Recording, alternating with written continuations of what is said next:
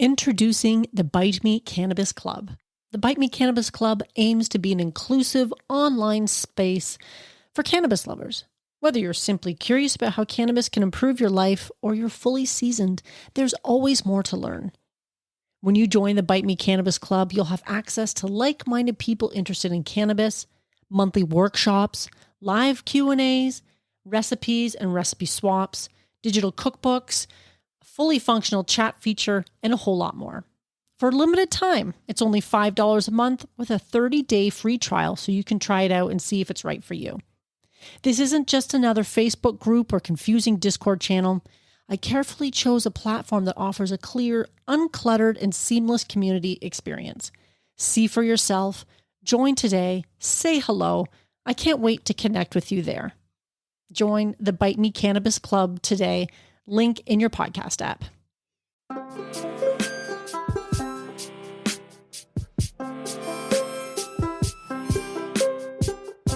Welcome back, my friends. This is an episode not to miss. We are doing a citrus ola oil cake that you are going to love. Welcome to Bite Me, the show about edibles, where I help you take control of your high life. I'm your host and certified Ganjier Marge, and I love helping cooks make safe and effective edibles at home. I'm so glad you're here, and thank you for joining me today. Yes, a fresh new episodes for you guys, and thank you for joining me. If this is your first time, your first episode, I hope you enjoy it and that you are inspired to try something new in your kitchen. And if you've been listening for a while, thank you for being here and making this all possible, because obviously I would be sweating in my office without you. Because yes, well, I did do a lovely rearrange of my office only a few days ago. I can't really keep the windows open this time of year because everybody's going to cut their fucking lawn every time I go to record an episode, or they're cutting the lawn or whippersnippering, or there's somebody up the street doing concrete work or whatever the case might be. It always seems to happen right when I want to record. So I have to close all the windows. And of course, with the windows open, that means we're not using the air conditioning, and I get to sweat in my office. So these are the things that podcasters do for you. Now, of course, first world problems, that is, as I listen to myself say this, that is definitely first world problems. I am blessed to have a lovely house to live in a lovely neighborhood. And if the worst of my problems is the fact that when I sit down to record this podcast episode for you folks who enjoy, that somebody happens to decide at the same time they need to cut their lawn, well, those are good problems to have. Other good problems to have: weed words.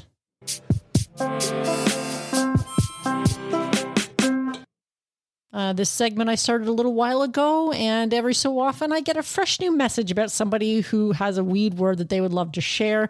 You can share those with me via SpeakPipe, or the podcast hotline, as I like to call it, or by Instagram or by email, whichever way you prefer. The podcast hotline is pretty nice because I get to hear your voice, and then I can reply via voice too, and I can drop that audio right into this episode, but I digress. This week's weed word comes from Kennedy, I believe, over on Instagram. And this one may not be new to y'all, but it is one that I actually do like to use occasionally myself. And it is weed. Weed. I'm not sure how you all pronounce that, but it's O-U-I-D. And I have seen that quite a bit on Instagram in particular, because that's the social media platform that I happen to be most active on. But I have seen that quite a bit because people are trying to circumvent the algorithm, I guess. Well, I shouldn't say I guess. I know Instagram and Facebook are not particularly cannabis friendly, shall we say. That's putting it lightly. And for a while there, weed was the word that people were using to avoid getting flagged or banned or shadow banned or whatever the case might be. I still think Bite Me, the show about edibles, or Bite Me podcast is shadow banned. But that was the word that they were using to sort of circumvent that whole thing. Now, I think perhaps the algorithm or the powers that be on these social platforms have gotten wise to that. And I've seen that less and less, and people are having to get creative and find other things. But that one does have this sort of, I don't know, is it hoity-toity, bougie, high-class kind of connotation to it? Weed. It's kind of fun to say. So thank you for sharing that one, Kennedy. I appreciate it. If you have your weed word, don't be afraid to share. I would love to talk about it on the show. And now the cannabis fact of the week.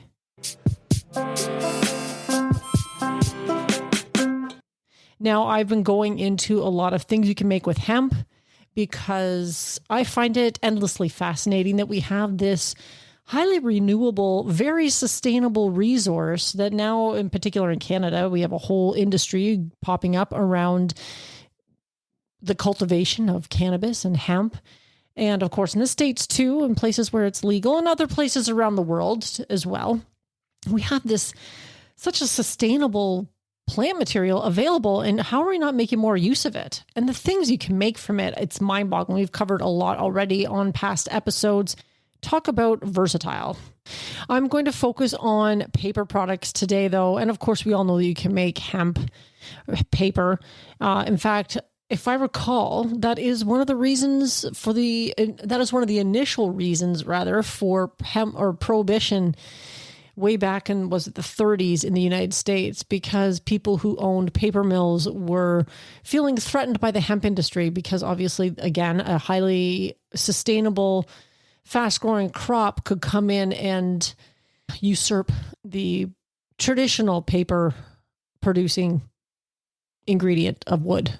That was an awkward way of saying all that stuff. But that, if I recall correctly, that was one of the reasons why cannabis got banned or prohibited in the first place, is to protect the paper industry. And of course, instead of just banning hemp, they decided to ban the entire plant, which was dumb and short-sighted for a myriad of reasons. But this paper product is not traditional writing paper. It is toilet paper. That's right. Toilet paper. Did you know you could make toilet paper out of hemp? I did not. I have not seen it yet. Although there's a couple of companies out there that are doing some interesting things. There's one I think called Public Goods. I'd have to look that up, but I'm not really sure what they're using, because I do know some places have used bamboo as toilet paper. And again, that's another very sustainable crop as well. I'm not sure. I don't know much more about it than that. But they say here on this website, ministryofhemp.com, I'll link to the article specifically because it lists a whole bunch of other things you can make with hemp. But toilet paper creates a massive amount of paper waste, unsurprisingly. And people in the US create more TP waste than almost anyone else. I'm pretty sure Canada is not that far behind when you take into consideration the population differences. So why should we be using trees for this? Great question. Unfortunately, nobody is mass producing hemp toilet paper yet in the US, but a recent investigation found some brands for sale on the international marketplace Alibaba. It's probably only a matter of time before hemp toilet paper makes its way into the US in a big way. In addition to its environmental benefits, hemp toilet paper is also soft and strong. The fibers of the hemp plant are naturally durable and absorbent, making it an effective and comfortable choice for bathroom tissue. Again, as it says here, biodegradable, compostable, so it's eco-friendly. And of course, the reduction in the environmental impact, because they can probably use waste product from the cannabis industry, perhaps, or just be growing the fast-growing hemp plant for this particular purpose. This article actually goes into quite a bit, a different article that I found about hemp toilet paper. So I might link to that as well, because that's kind of interesting. But I haven't really seen anybody who's actually making it yet. And if I find any, I'll link to those in the show notes. And now on to this week's recipe, which I am really looking forward to sharing, because who doesn't love cake?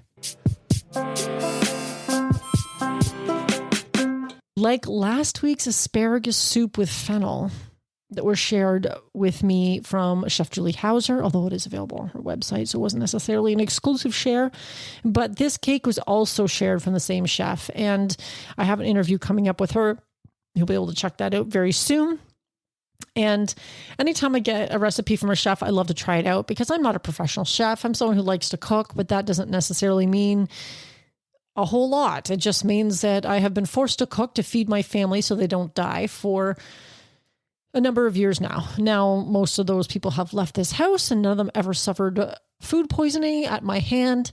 And I do enjoy the process probably a little bit more now that I'm older and the kids are older, and I'm not having to cook for the purposes of sustaining life for a bunch of picky child eaters. And those of you who are in that phase of life right now, I feel for you, because it can be a difficult, never-ending, repetitive task. I do love to get recipes from cooks or from professional chefs rather, because they usually inspire me. And in the end, by using a lot of these recipes over time, I've really increased or improved my skills in the kitchen. So when I do go to make something, and this recipe will be a perfect example of that, when I'm confronted with challenges, shall we say, I can overcome. Now, one of the things I really did like about this recipe is it just happened to be happenstance that the recipe used Loran Oils ingredients.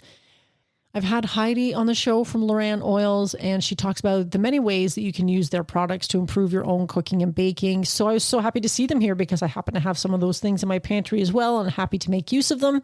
And I do recommend you check out that podcast if you haven't already listened to it, because Loran Oils is one of those great companies that is supportive of the cannabis space and people working in the cannabis industry. And I love to see that because we don't get enough of that these days, I think. Now, I also got a new device sent to me from Levo. And if you're not familiar with Levo, I use it to infuse the oil for this particular recipe. And they sent me a new machine to try and enjoy. And I've been testing it out, and it decarbs and infuses. And it looks like a cool, like, countertop coffee maker almost, which I really like. And it comes in a whole bunch of colors, and it does do smaller batches from my experience so far, but I have found that sometimes I want to infuse specific things for specific edibles, and I'm really wanting to play around a lot more now with, I've had so many chefs on the show who talk about terpenes and food pairing and all this kind of thing, and I want to start getting more into that. So sometimes smaller batches seems to make more sense. And anytime you have something that helps you sort of set it and forget it, it just makes it easier to incorporate that into your life. So I am hopefully going to have a video for this up on my website for this episode page soon. So check that out. But I did use this device to infuse this oil for this recipe because this recipe uses quite a bit of olive oil. And I did a CBD Charlotte's Angel cultivar for this olive oil. Is what I used to infuse it. That was sent to me from my friend Temple Grower. He grows beautiful weed, and he's sent me his CBD Charlotte's Angel before, and I often like to just vape that in my dry herb vaporizer as well. I often do that during the day because I don't consume too much THC during the day. I just find that it totally derails my progress, and I have lots of things to do, but that CBD Charlotte's Angel is really nice, and he really knows his stuff. I also did an episode with him where we talk about concentrates, if that's something that you're interested in and making your own concentrates. I'll link to that in the show notes as well. And it's funny, he sent me a note with that. I mean, he sent me some other stuff too, but a note with the CBD Charlotte's Angel saying that it was mids, so perfect for using in infusions, which is exactly what I did. One of the reasons I did this cake with a CBD instead of a THC infusion, which is what which I do more often, is when you make a whole cake, sometimes you want to be able to share it with other people in your household. And I am pretty much the only one at this point in time that likes to imbibe in the THC. It actually ended up with 2 cakes. You could do a THC icing for one and not for the other if you're so inclined. So this recipe was written as a plant-based creation, and I have to admit that I cheated a little bit here because it called for a flax-based egg substitute. And my daughter does run a vegan gluten-free restaurant, so I am familiar with the power of flax and how it can create a very egg-like texture. But I have flax in the cupboard, but not enough to, I don't even know what a flax-based egg substitute is really, if you had to get something specific for that. But I did not use that. It was equivalent to 4 eggs, it said, so I just used the 4 eggs. It also called for a plant-based milk. She preferred cashew at room temperature. And of course, I didn't have that handy either. And I was out of cashews when I made this. I often have cashews and almonds and other things in the cupboard. And if you really need to in a pinch, you can just make your own because pretty much it's cashews and water. You can do the cashew cream, which I did for last week's episode. Cashew milk is very much more water. You add more water to make it more of a milky consistency. Of course, I was out of cashews, so I was forced to use milk, the outrage.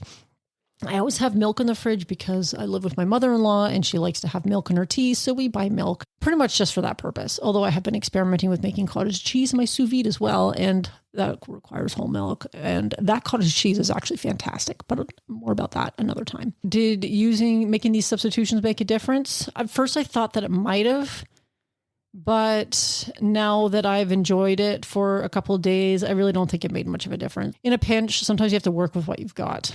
It called for a Loran oil, orange oil, which I did not have. I used lemon oil instead, but I considered it okay because, of course, the recipe also calls for the zest, freshly grated zest of lemon and orange. It also called for vanilla. The funny thing is, when I reviewed this recipe, it called for this Loran oils, orange oil, and for the vanilla bean. It didn't actually say where to put them in the instructions part of the recipe. So I kind of had to make it up as I went. And I've cooked long enough to think that I could manage to figure that out. I just put the lemon oil in with the olive oil. And then when I put in the milk, that's when I added the vanilla as well. And it also didn't call for any olive oil either. And Chef Julie Hauser, who created this recipe, is the CEO and founder of Flower Pharma. And they make this lovely line of infused culinary oils. I have the hemp-based ones in my cupboard. So I did use some of the orange cardamom oil just to add a little extra depth, I suppose, along with the CBD oil that I used. And it called for a whole cup of oil. So I didn't use all the infused oil because that seemed like it was a bit of overkill. So yes, I used the olive oil, orange cardamom, the CBD oil, and regular olive oil in place of the 1 cup of olive oil you're supposed to use, because she doesn't list anywhere in here where to put this olive oil or like where to use the infused stuff. So you you also realize she's assuming that her audience and the people that are using her recipes are smart enough to figure that out too. Now, I have to say I did fuck it up a little bit though. So even though I'm making substitutions and adding things in when it's not being instructed to do so, and you're kind of flying by the seat of your pants a little bit, which is kind of what you're always doing whenever you're following a recipe, because there's so many variables that can change the overall outcome. But the milk said it needs to be at room temperature. So I measured it and left it out on the counter. And it never occurred to me, like I measured out 1.5 cups instead of 1.25 cups or 1.25 cups. I don't know why I did that. I don't know what it was in my brain that had in my mind 1.5 cups. So I didn't realize it until I already put the milk in, and I looked at the recipe and I was like, well, fuck, Margaret, what are you doing? Yes. Sometimes I call myself my full first name, Margaret. Actually, my full first name is Mary Margaret. Fun fact. But to compensate, I added a little more flour in the end. I added about 1/4 cup because I felt like the batter was pretty liquidy. It didn't seem to really make much of a difference, actually. There's always wiggle room, isn't there? The citrus really did shine through in the cake. And when I first tried it after it was done, I let it cool on the rack. I mean, this cake is made the way any other cake is made. You preheat your oven, you prepare your pans, you put your dry ingredients together, and then in your electric mixer, you add your sugar and eggs and your zests. And then you slowly drizzle in the oil. And this is where you put in the Ola oil if you have it, or your infused oil along with your regular oil. And then you add your milk, and actually called for lemon juice as well. And then you add in your dry ingredients, pour in the pans, put in the oven, you know the whole drill. When I completely cooled them, I couldn't help but think I felt it was like a little dry, in my opinion. Now I realized, of course, I didn't really follow the recipe exactly, and I made a few different, as I've already discussed, I made it a bit of a choose your own adventure as far as following the recipe went. The next day, I felt like it was so much better. It's almost like it needed that extra day to really have I don't know what it was. It was so much better. When I first came out of the oven, it was completely cool. This is a little dry. But then the next day I'm having it and I'm like, this is really good. And what I did end up doing, and this I got from when I made that chocolate coffee cake from Chef Lucas. I have made that a few times now because I really like it. And he's just like, cut it into pieces and put it in the fridge. And even though this was made with CBD and I don't really have to worry about the content of THC and getting myself too high and all the rest of that kind of thing, I really like the bite-sized pieces of cake. There's something about it. It really helps me keep my sweet tooth in check. And for me, it's perfect. So I took the cake. I ended up with 2 cakes in this particular one. I did call for a 9-inch cake pan. Sometimes I prefer square, I find, but I happen to have round ones that have been in my cupboard for God knows how long. I always remember my mom telling me about 9 inches is a hand span. So if it's around that, it's close enough. That's sort of my benchmark. So I'm pretty sure it's 9 inches. I haven't actually measured it or anything, but it made 2. And sometimes I like the square better because then when you're cutting, you don't end up with those oddly shaped end pieces, which if it has THC in it can make your calculations a little less accurate when you're trying to figure out THC per piece. But when it's round, it doesn't really matter in this particular instance with the CBD. I mean, not that it doesn't matter. You can overconsume CBD to probably make you feel drowsy or something like that. But I cut it up into little pieces and then I put it into containers because it said it would keep in your fridge for up to 1 week, and anything left over, I'm going to pop into the freezer.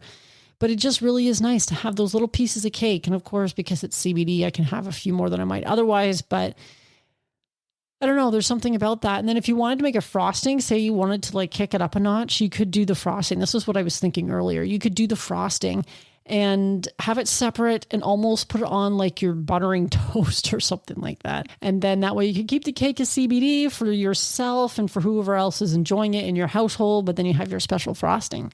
How's that for innovative? I kind of like that idea. Although this cake is really good without frosting too. It might be nice with something like light and creamy or even citrusy as well, but on its own, it's really nice. It did call for sprinkling sugar on the top before you put it into the oven, which I did do because I happen to have this jar of turbinado sugar in my cupboard that's been there for a very long time. And it's just like a really chunky sugar. So I figured that would look nice that would do well on the top, but I haven't really noticed anything. But in any case, in the end, this cake was delicious. And if you like citrus, you're really going to enjoy this one. You can infuse it however you want. Just be mindful of the amounts. And if you're using CBD and you want to up the ante a little bit, make a nice icing for it and add it. And of course, you don't have to cut up into pieces like I did, but that's how I have been enjoying my cakes lately because Marge has a sweet tooth and some days. That is the recipe for this week. So I hope if you give it a try, let me know how you like it. Let me know how you found it. Let me know how you infused it because you have options here. And of course, if you enjoyed this episode, please share it with somebody you care about. Sharing is caring, and it helps the show become more discoverable amongst a sea of celebrity podcasts.